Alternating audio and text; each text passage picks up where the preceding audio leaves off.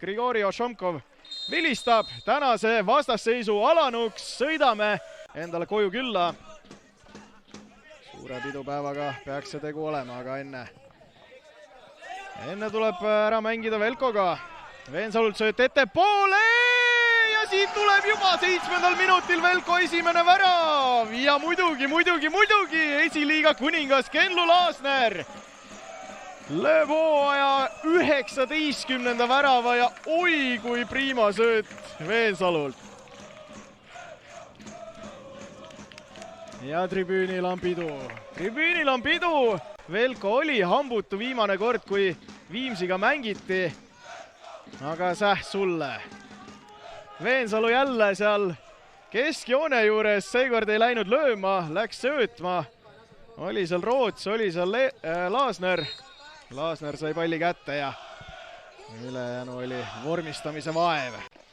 Ehkki päeva esimeses pooles sadas Lõuna-Eestis vihma, siis nüüd ikkagi on päike väljas. No hetkel küll on pilve taga, aga Veensalult sööt ettepoole, Mugra ikka! Ja tuleb 16. minutil Mark-William Mugra, 7. värav sel hooajal. Ja kas tõesti juba tasub Velkole kuldmedal kaela riputada? Oi.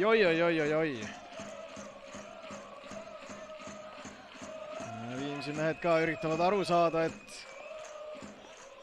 kuidas seda tulekahjut sööt ettepoole Veensalule. Siin nüüd Rasmus Laidvelt. Väga halb kukkumine ja Mugra ühe nõksuga saatis Kohvile nii vahe kui jälle. No seal lahel tõesti ei olnud enam midagi teha. Oi. Velko 2, Viimsi 0. Nõutakse ka Velko pingilt, aga eilsest ju alates kehtivad uued reeglid, et kaua meil siin Audi lahti panekuga aega läheb, kui siin...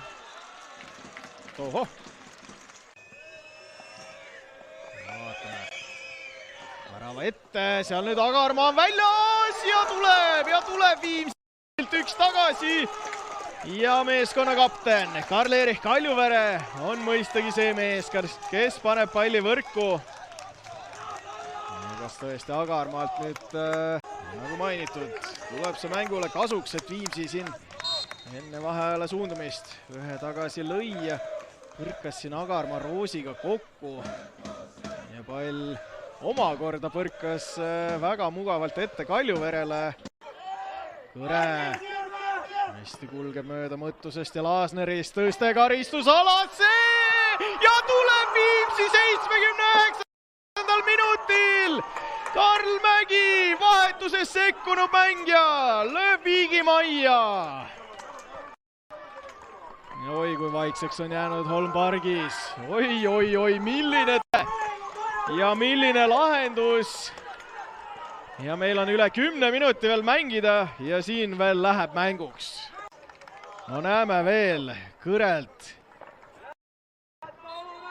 No filigraanne tõste üle Roosi pea.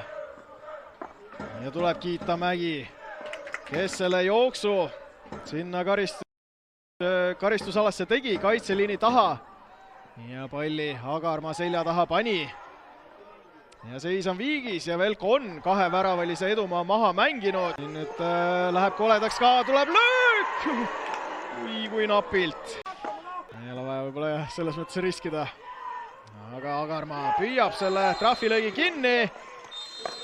Velko 2, Viimsi 2. Velko nüüdne ründaja Henri Käblik täna 2-2 viik Viimsiga 2-0. Velko juhtis lõpuks 2-2. Mille poolest täna Viimsi võib-olla sedavõrd hea oli, et suutis selle 2 väravalise teie edumaa siis viigiks mängida? Ma arvan, et Viimsi väga hästi kasutas vahepeal meil neid väsimushetke ära. Et sealt tulevad mingid vead vahepeal sisse ja Viimsi kasutas hästi ära need lihtsalt seekord. No kuidas on tagasi Eestis olla nüüd siiski Velko särgis?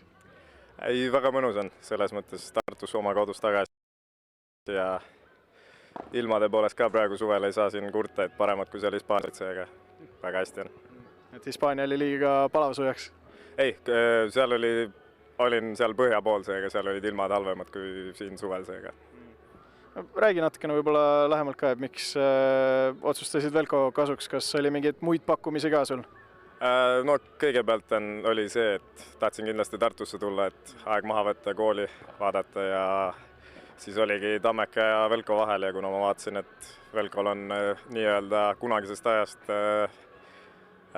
vanad trennikaaslased, tuttavad kõik, siis see oli juba nagu niisugune kodusem variant praegu. Kuidas oli esimene mäng?